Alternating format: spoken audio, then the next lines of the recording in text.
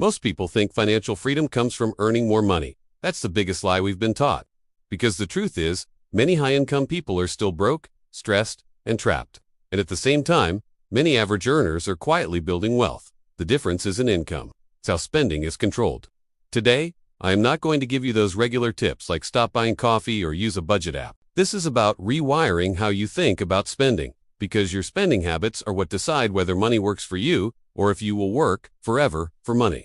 From the moment you earn your first dollar, the world is designed to drain it. Subscriptions, convenience, status symbols, EMNs, lifestyle upgrades.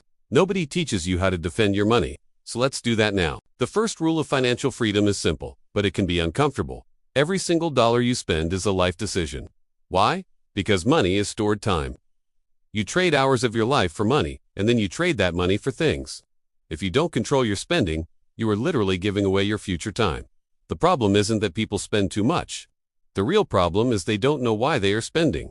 Most spending is emotional, not logical. Think about it. Stress spending, reward spending, comparison spending. You feel tired, so you buy something. You feel like you're falling behind, so you upgrade something. You feel insecure, so you show off something. And slowly, silently, spending becomes your primary coping mechanism. Financially free people do something very different. They delay their emotional spending. Before buying anything non-essential, they ask themselves one powerful question. Will this expense reduce or increase my future freedom? Notice, the question isn't about happiness or comfort. It's about freedom.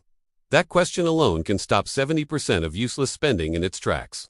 The second rule is understanding the difference between fixed spending versus flexible spending. Most people focus on saving small amounts from their flexible spending, like on food or shopping, but they completely ignore their fixed spending, rent, car payments, subscriptions, and loans.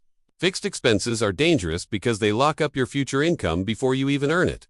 Financial freedom is not about how much you earn today. It's about how little of your future income is already promised to someone else. If your future salary is already booked for rent, EMS, and bills, you are not free.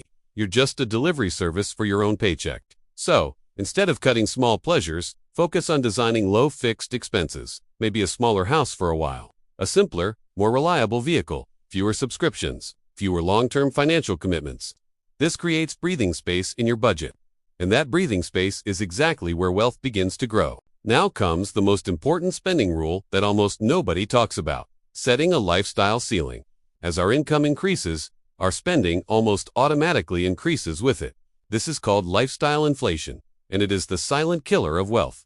Financially free people consciously break this cycle.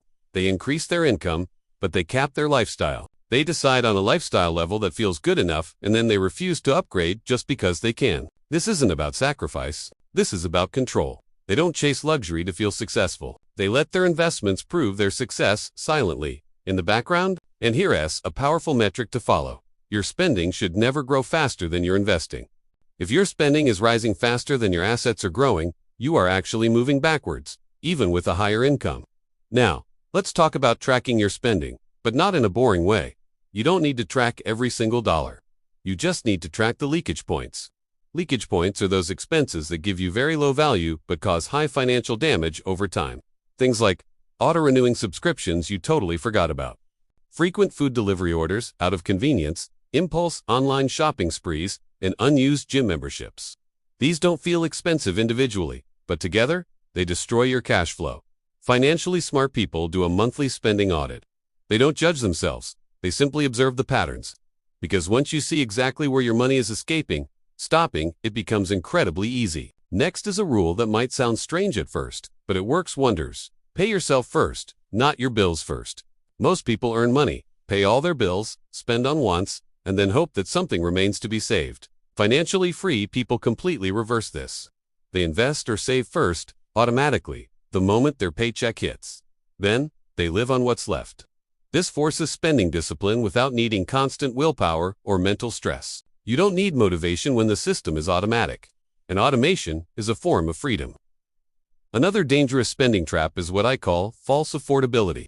Just because you can pay the EMI, the monthly installment, doesn't mean you can truly afford it.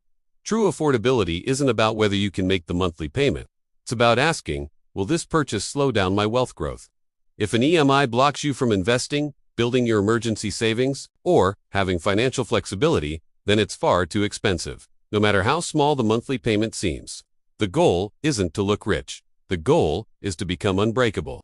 Now let's talk about social pressure. So many people overspend just to match someone else's lifestyle, whether it's friends, relatives, or influencers on social media. But you don't see their debt, you don't see their stress, you don't see their financial future. Financial freedom requires the courage to look different, the courage to say no, the courage to delay upgrades, the courage to choose your own peace of mind over appearances. Trust me, quiet money beats loud money every single time. And finally, I want you to understand this deeply. Financial freedom is not a destination you arrive at. It's a spending behavior that you repeat over years. You don't just wake up rich one day. You slowly, day by day, stop making poor money decisions. You stop buying things to impress people you don't even like. You stop trading your future freedom for a little bit of present comfort. You stop letting money control your emotions. And then one day, without any noise or fanfare, you'll realize it. Money no longer controls you. You control it. That is financial freedom. It's not about yachts, or luxury brands, or viral success. It's just about control. If you master your spending, income will follow. If you master your spending, your investments will grow. And if you master your spending, freedom becomes inevitable. Thanks for watching. If this helped you see money in a new way, make sure to subscribe for more.